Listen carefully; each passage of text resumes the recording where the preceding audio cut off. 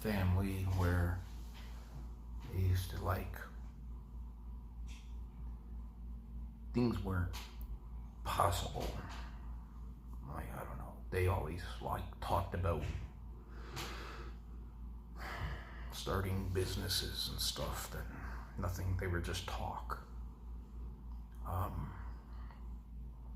And then when at 30, for instance, when I was like, I'm gonna learn how to play the keyboard, they all, like, oh, you're too old, it can't be done, or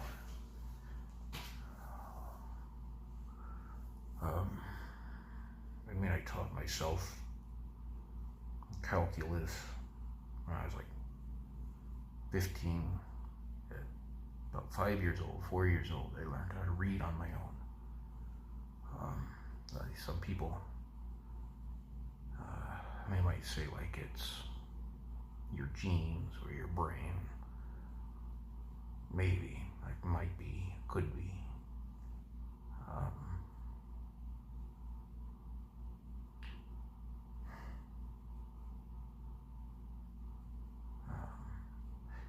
I'm trying to make this more dramatic, but I can't really ever nail that,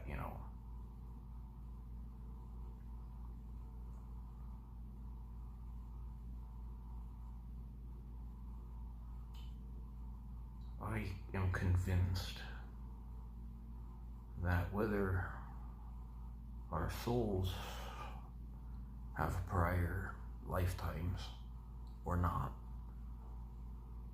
there's an energy that we can capture and utilize, and it's utilized in us, and it accelerates the growth of a human being. It gives them that potential where the potential maybe like it's inexplicable, or it's not in the family, or it's just kind of like it's self-taught, or like a really, really skinny kid decides he's going to become really big and muscular and won't accept anything else, and then he becomes Mr. Olympia or something like that. Those little things. I think that the whole point of life is, it only makes sense that it's about, at least I can't see a life where I wouldn't be pushing limits in something that I love doing. I used to want to be like the world's strongest man ever or something like that. And then at 13, 14, it was like, you can only do so many, like, workouts only last an hour, 2 hours. And then you take like a protein powder in between or something, and then it's just like, exercise is great, but if it's not like a full-time thing that you can do, I think that was what drew me eventually to learning like academics, and eventually the piano, because you can go all day, all night. There's no end to it, like the workouts are, you have to rest.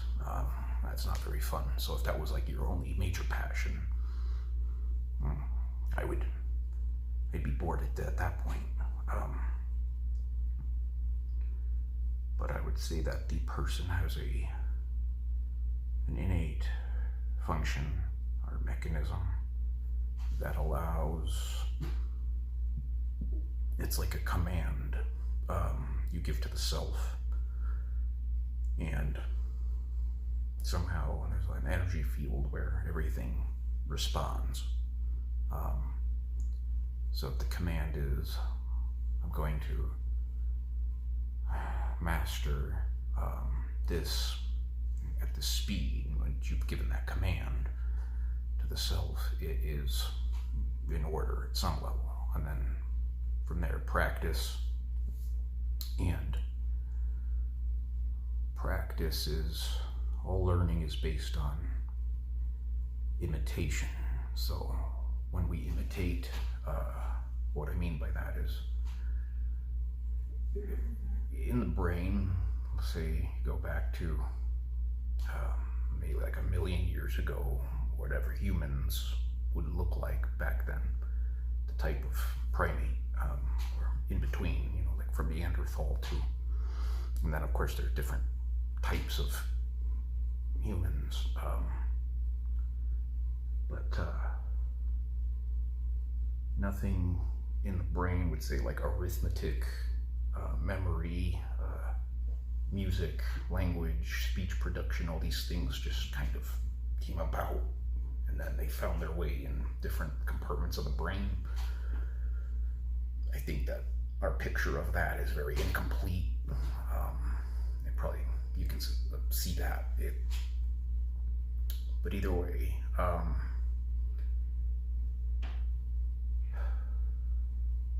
the numbers, the physics, and all the things that would follow already had existence, not so much like in Socratic, Platonic forms or ideals, but there's like a resonance that when you do something, like you imitate somebody's dance and it's done correctly, or you do like the equation right, you follow the formula, and people would say, well, how do you know it's right? And you go, but I followed the formula. I don't, that imitation, right? It's like a resonance. So like the correct way, it's like it tells you it's correct. Maybe. So, and though I don't want to call it electricity, like in the brain or whatever, like, but so you practice, you go,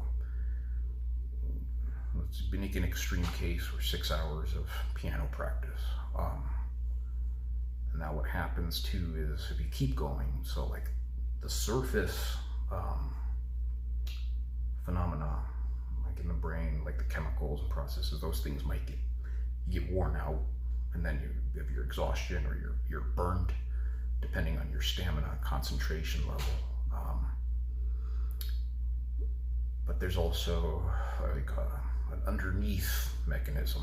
So like parts of the brain, subconscious or unconscious, whatever that is, whatever it would be, are still active in putting those pieces together. So like prolonged practice, pushing yourself in that way, training yourself to do that, it actually then has like a secondary benefit of the subconscious is still moving around, the brain is still putting those shadow parts together. So I guess you could say, like, pretend we'll call it light. So every time you make that practice, or you're memorizing, or you're focusing on some kind of end, even though you don't know what it is, what it will look like, the energy is filling up. So it's like kind of like a flash. Not that you see it or sense it, but it's like filling in those blocks, the building blocks of learning, knowledge. And then as those blocks start to fill up, you're more readily able to access simpler blocks, structures. And then, you're filling in the gaps. So everything would become, instead of like a level 1, level 2, level 3, it's an organic process. The person, you incorporate all those parts, and simultaneously or in tandem, even if a few are like omitted for a time or whatnot, but all those parts are moving together, and then that would be how something becomes complete or great or achieved. It's when, and on top of that too, the idea of resonance and learning, that there's like a collective field of some sort where things already exist, or however we want to think of that. It's possible to, if somebody doesn't want to say, like in past lives, but like piano players like Blind Tom, or some of the little prodigies today that are born. Some people would think, well, it's clearly an indication of a past life carryover. But at the same time, it could just be like the mind or brain or whatever has somehow siphoned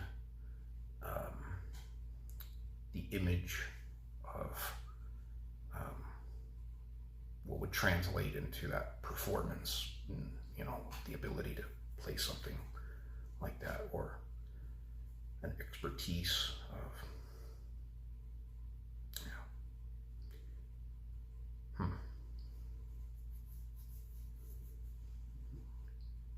I always wanted to share something, like a theory too, like I never was able to get like a physics theory that would have like equations, predictions, practicality, or anything like that.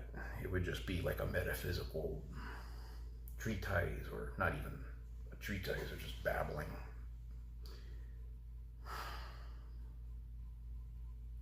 But I think that for the most part, humanity and the material realm they tend to just be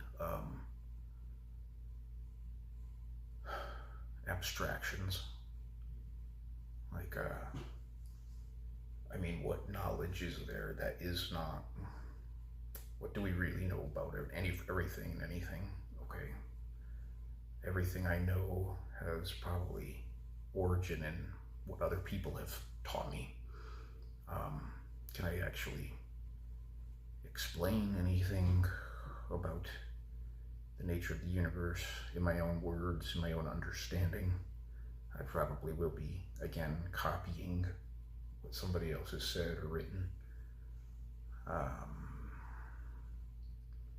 But ultimately, you notice with like the New Age spiritual movement and all that, we have a lot of theories that kind of became popularized in the West. A lot of them also are very skewed from the Eastern sources. But everybody who would come across those, then over time, you see like 20 years, 30 years, people would modify these things, and you would get people talking about like how they can tap into the specific region of the soul energy field and bring this about, but yet our understanding or the ability to capture the material plane altogether, the physical universe, is all very, very limited.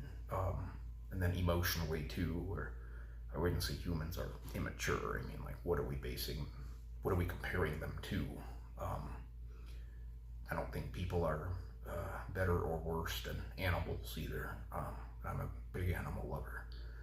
I think that it's just kind of what we create, the creative process of what, if we go back 2,000 years, it might have been completely normal to take slaves and wholesale massacres, and we certainly are still capable of that. We're not, we didn't get better or worse. We didn't get dumber or smarter either. Things changed, right? And then the nature of what we can create is what matters. So if we decide as people, like, I hate those people, oh man, I wish I could get rid of them, and that's what the person would push into, and the more you would fuel that, energize that, the more, I guess, you get attached to the identity of what you're investing in emotionally and what you think is important. So then at the same time too, you ask yourself, like, imagine if I was an ancient Athenian in the city of Athens, and Alexander the Great had subjugated Athens and all of Greece. I didn't know what was going to come about that, but I pretend I was a proud Athenian, and I'm like, oh, I hate this northern idiot, this barbarian who is ruler over our great city. And then imagine you spend like a couple years intensely devoted to like the liberation of my city-state, my country, Athens, okay? And then I die. I come back to life as somebody new. Would you see what I mean? Like the importance of, whether I say something should or shouldn't be. But then I'm very mortal. I'm going to die at some point. And I know that there's phases where I feel like I'm free from, like I either know it all or there's nothing left to learn.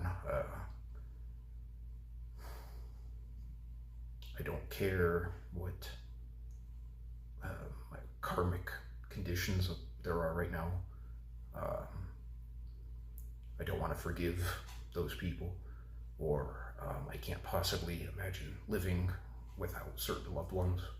And we've all had these, fluctuations. So, and then sometimes you can just you look at oblivion, death of this self, and sometimes it's really scary.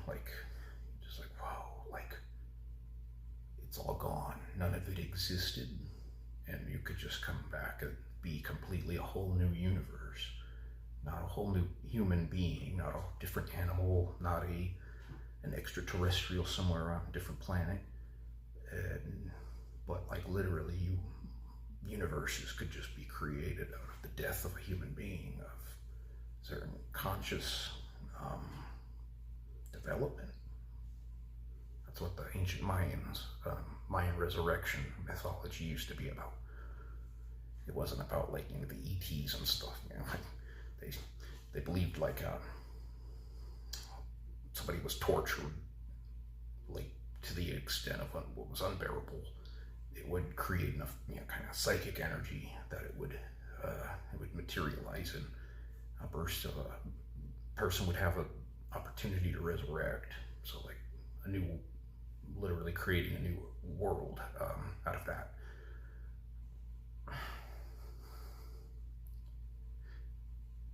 Now I would say, yeah. So again, if we look at the different worlds and whatnot, theories of the world, and what things should and shouldn't be. Everything ultimately becomes an attachment, where in some cases we might be building cloud castles in our minds,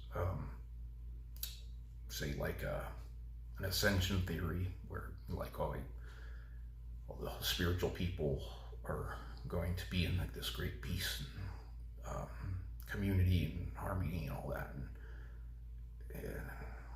the rest who don't make it, they have to learn their lessons over here. See, it's just it's a thought, it's an attachment, and then you become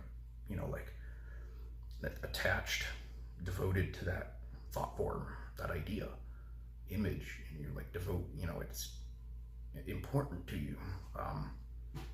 And then other times, eventually, certain people who learn, and maybe exponentially learn, they probably will learn how to die, in that sense, that they just say, well, that was an illusion. I was deluded, or I was misled, and then you can just shake off, you were in a cult for a year, 5 years, whatever, and then you shake it off, and you're like, oh, it's interesting, and you might not even learn anything from it. You went to a different cult. It's a tooth infection. But I'm on antibiotics. And I saw a dentist So root canal, something like that is planned. So don't worry about that. All right, height thing, except for that. That's kind of risky though. It doesn't balance very well. Always starts, see these two black keys.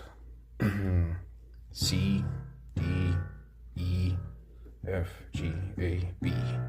Then it starts again to C. C, D, E, F, G, A, B. C, D, E, F, G, A, B. All the way down. Each time you do C, D, E, F, G, A, B, that's called an octave. So go higher octave, next, so on. All right. These are sharps or flats. So C sharp, C, C sharp, D, D sharp, E, F. There's no E sharp or F, F sharp, G, G sharp, A sharp, B. Just in music theory, when you're playing the piano, you're simply gonna skip a E sharp. Just don't, worry about that. When you go here to C, this is also a D flat. C sharp, D flat, D, D sharp. Also E, E flat. D sharp is E flat. E, F sharp is G flat. G, F, F, F. F sharp, G flat. G, G sharp. A flat. G sharp is A flat. A sharp. B, B flat. A sharp, B flat. B, C, D, E, F, G, A, B. Same thing all the way through.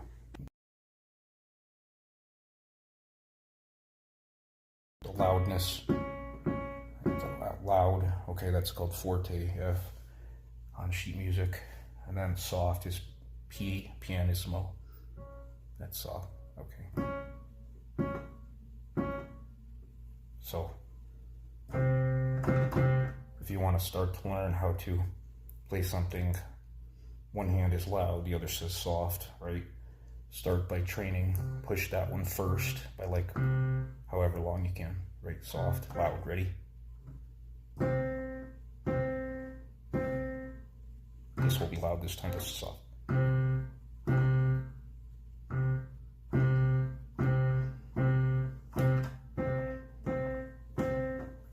Okay. Play through all the pieces that you get as many as you can, all variations of difficulty and the speed and stuff, and then you practice. If you're trying to make it sound like the way the composer intended exactly, then that will probably be more like you're trying to qualify for schooling or whatever. These things, not all sheet music has a third stave. This is a stave. It's a G clef. All right, and then the treble. Sometimes I just call it treble and bass. This is going to be your left hand. All right, and then this is the right hand. Anything above this is a treble, is middle C onward. Middle C, huh? All right. So, middle C. That's started the treble. Okay. Anything below that, G clef. And then sometimes you'll have both will be treble, yeah. So you'll be playing both in the higher, above middle C, and then until it says otherwise. So you'll be watching and just make sure nothing pops up. Sometimes you'll get like a switch in the middle here, like it'll go from a treble to G clef, something like that. Single beat, quarter note. A single beat is a quarter note. Just pretend the starting point is 1 second for a quarter note. All right, these are your whole notes. Pretend that the standard will be 4 seconds for a whole note. So when you have this is going to be, these are your measures. Anytime you see these little letters or those letters little B, that means you're going to, it's a flat on top of the note. So it starts out here and it's telling you it's on B, so B flat. Every B that you see is going to be flat in that measure. I'm sorry, until it indicates otherwise. So here, right here, that little symbol, that means it's going to negate the flat for that whole, it's all flat, B flat, because it says so here. And then right here, that little symbol in front of the note, that means it's no longer going to be a flat for that measure right here. The measures are these. So, all right. This is a G, C sharp. There, it's a whole note. It's the circles there are whole notes. So that means about 4 seconds standard. That's going to be, well, you'll see. The left hand is doing these, and then the right hand right here. And these symbols indicate you're going to hold those to here. Now, this here, the two clear notes, those are half notes. So that'll be about 2 seconds, half of a whole note, okay? And it says you're going to be, that's a single note. I'm sorry, quarter note. Jesus, quarter note. You're going to hold that only 1 second. So these two will be held longer, okay? Then about a second longer than that. And then anytime you see a dot next to this, that means you're going to hold that note for about 25% longer than it would be otherwise. So if it's a quarter note, 1 second, so it'll be about 1.25 seconds, something like that. And that right there, those are called your eighths. Those are about a half second, depending on the tempo. Whereas, like, in other words, if the song is really, really fast, then you'll speed them up. But relative to each other, yeah. Let's see. When you see those, that kind of means they're grouped. But it means each one is divided up accordingly to that time. So it's either 4 single notes. That means each one is going to count. I'm sorry, not single note, quarter note. Each one is going to be divided by 1/4 of that duration. And then, yeah, anything falling together, that means that that's 3 fingers. It's going to be a D, F, A. All right. And again, whole note, you're going to hold it throughout the whole measure while your left hand is playing this. And then here, so the right hand is going to hold that then for about another 2 seconds, or until it gets, left hand is playing that, left hand. And then here, boom, boom, boom, both hands are, okay. The symbols there too, again, those are flats. So that F, because F flat doesn't exist playing it on the piano, for instance, it turns into an E. So it's going to be E, and then that's an A flat, and then that's a D flat. And then again, it's going to be up to you to determine, say this is a Phantom of the Opera, okay. If you've heard this song before, then you'll get an idea of the duration of the notes as you play it. So notice now that this, it's simultaneous. 4 fingers are holding these notes, and then this one seems to be different from that one. So yes, that's an eighth. You're going, and then that one is grouped up with those. So the timing seems to be about almost the same. I'll show you now, because part of this was about my hack. But if you see how it translates, there's the numbers like 5, 6, 7, 8. That means that it's the same note as before. So it's a D, 2, 3, 4, 5, 6, 7, 8. it helps a lot for chords, so you don't have to keep writing out, you know, D, F, A, D, D, F, A, D. But notice what I do here, how that's a whole. All right, remember what we just translated. Okay. So this guy's held. Now I put parentheses around the ones that are going to be played at the same time. And then they branch out. So that D, remember how it grouped with these guys? And then the other one is of a different timing. So I just parenthesize inside that, and then I put a star or some kind of symbol to let me know that it's not a part of that group.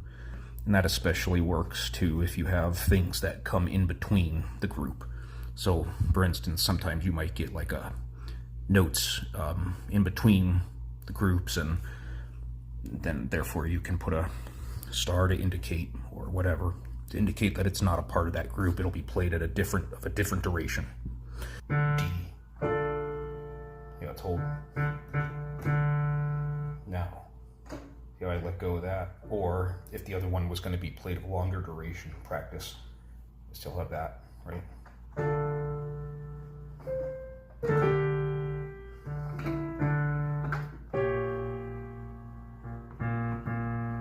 See, it's about 4 seconds, the whole note.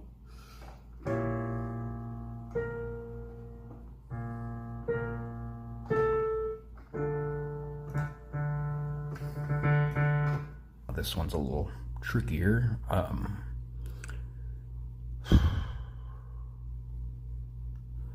Let's see. All right, well, you'll notice here it says C sharp, F sharp, and then both are treble up at least until here. So above middle C, treble, clef, treble are above middle C, so both would be starting in higher octaves. If you see this, it means go up 1 octave from here. All right. Now the B, see how the B is sharpened here? That means it's going to be a C. So it gets rid of the C sharp. That's why that jumps up 1 octave. Okay. And you see these lines, they're like, what is that about? That's called a legato. And you'll hear legatos. Depending on the complexity of the piece and the timing, they can be hard to connect. But you'll hear it kind of like it connects to that piece, and then you go from here, and then it's like another legato. So all right, anytime you see that, that's a pedal. So you'll put your foot on the sustain pedal. And then when you see this, there's like notice how like little, and then there's tends to be a line. That means it's going to be a quick, they're called embellishments, but it's like a quick push, and then you jump to the next. That'll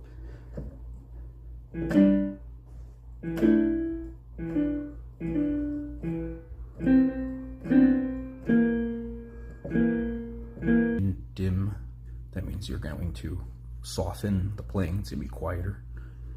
And then when you see an F, it's loud. P, it's soft. Double F, louder. Double P, softer, even softer.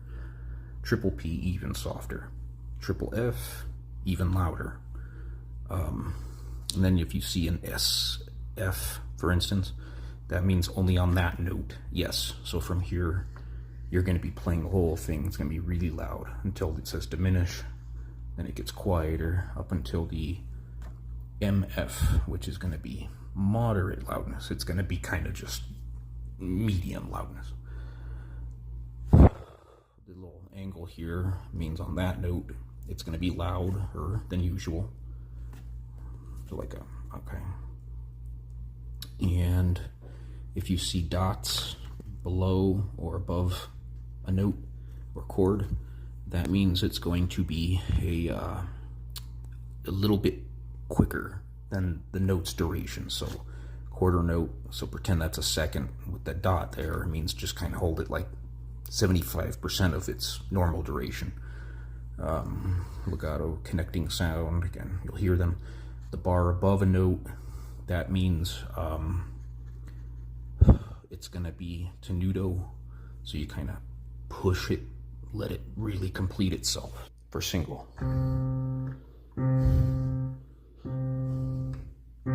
with the pedal point, you're gonna hold that, sustain it until you see this symbol, and then you let go of the pedal again until you see that.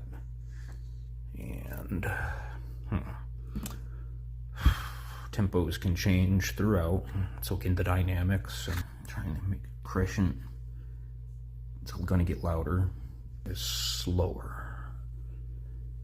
Then you'll see like an accelerated ACC or sometimes accelerate.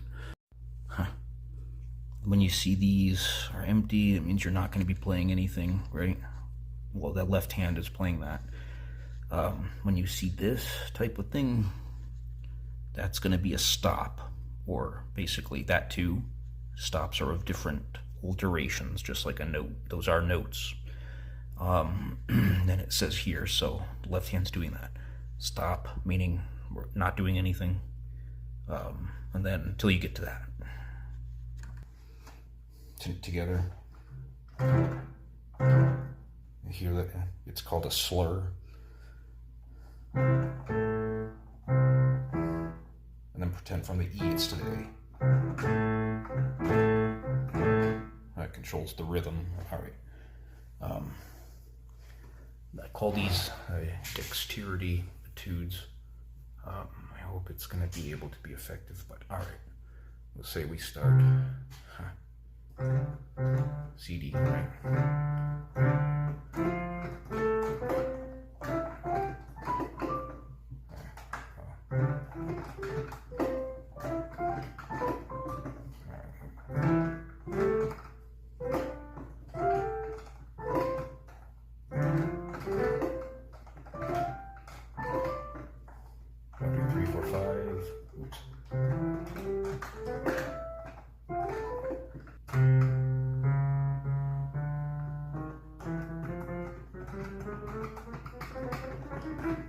Now then you take your fingers, right? This is called trilling. If you see like a squiggly note or line or a trill written above a note on the sheet, that means so like it's E and then with a little squiggly on top for sharp. So you want to get more dexterity.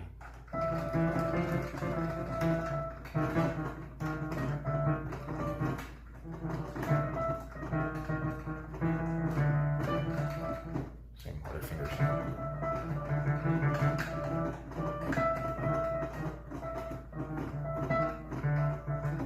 Okay. See, those left is soft. And then switch.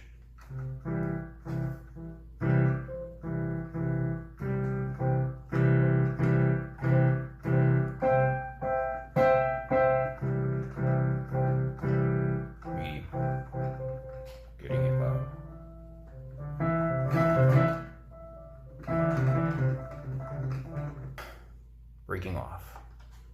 Suppose. Pretend the G is shorter duration. Okay.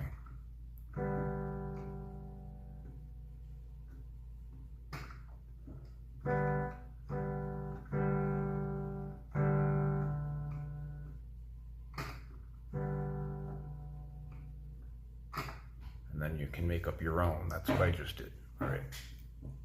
Glistening. You'll pick a note to stop on.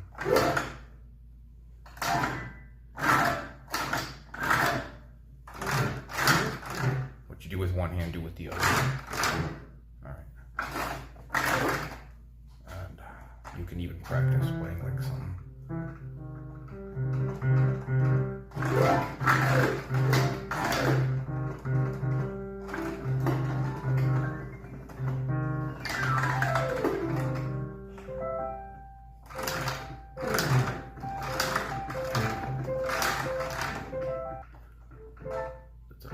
Arpeggio, and the other one might say just hold. press it.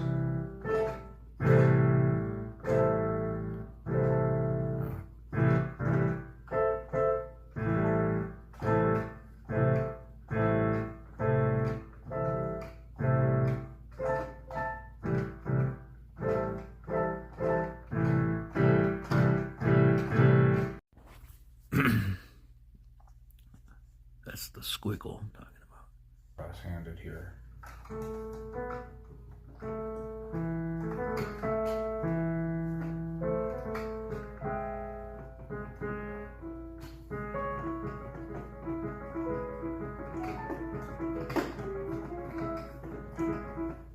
Pushing every note.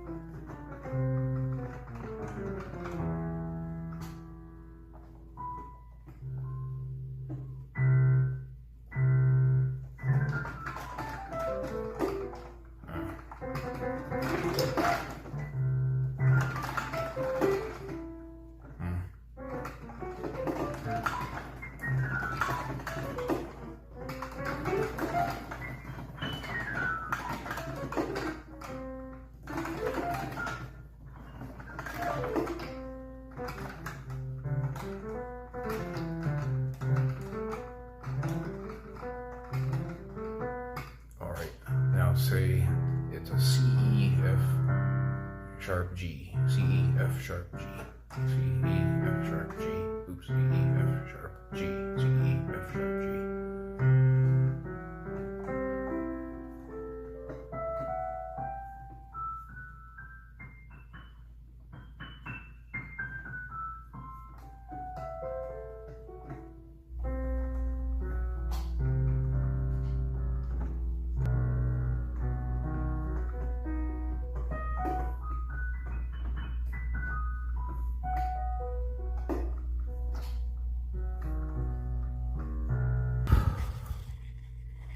So here is what these two measures are going to translate into. Remember the B flat.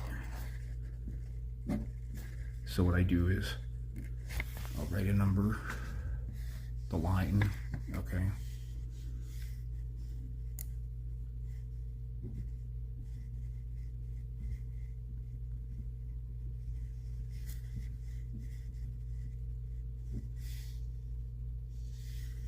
That is that. See that? I use this bracket to indicate a half note. So that's like the 2 second. That's going to be the single second. That's just my terminology. Although, yeah, see how there was probably a hold from the prior measure, and then underneath what's being played. Okay, that's about 1.25 second type thing. Now, G, and then next. If it gets really confusing, I'll write something like that to indicate that it's not played at the same time. And these.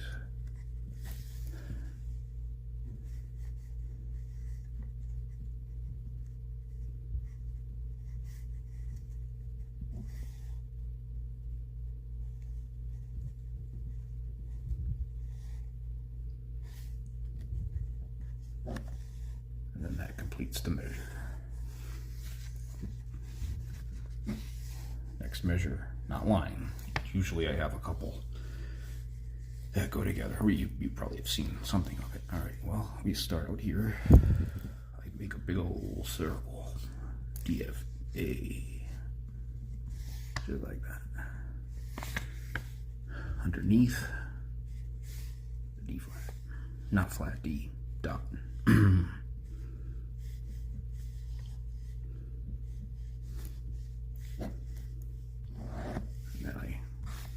Alright.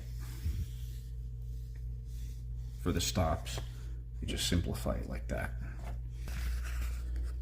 For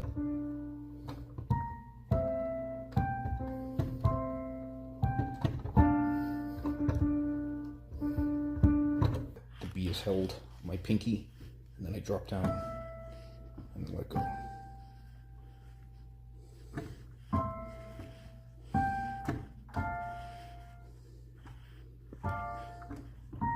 So the B was held, letting go of that because it's not as long.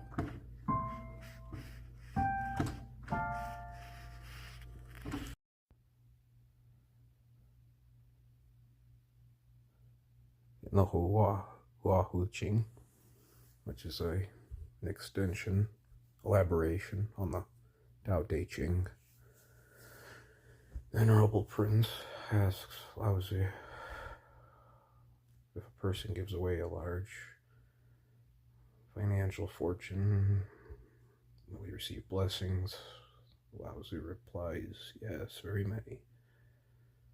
And he says, but it's nothing compared to the blessings one will receive by teaching the way to another individual.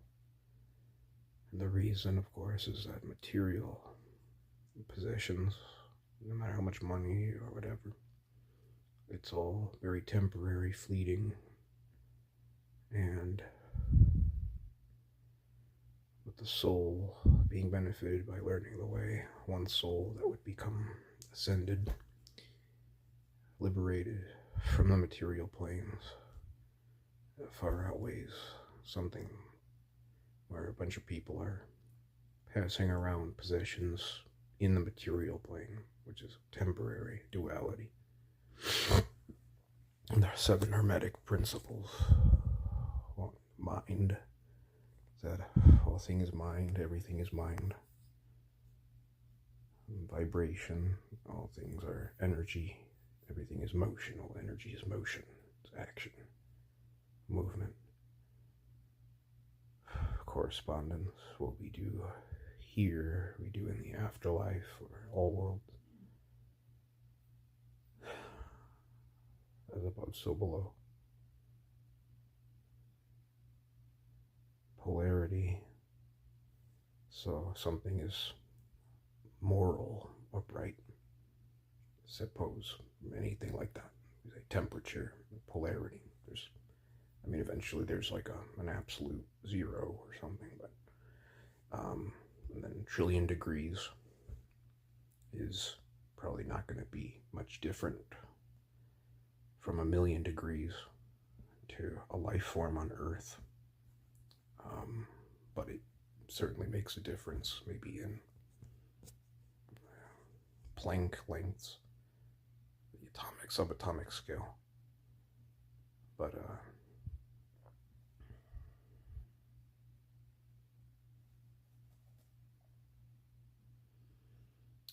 something can become so righteous and honest, but there's still going to be that room for dishonesty, and then something can always be so crooked and evil, but there's still room that it can be worse, more degenerate.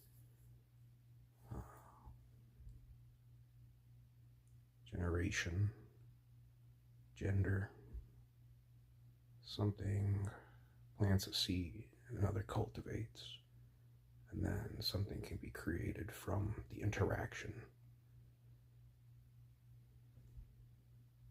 Rhythm. What goes left goes right, what goes up goes down. Everything will have fluctuation. Nothing can be permanent. So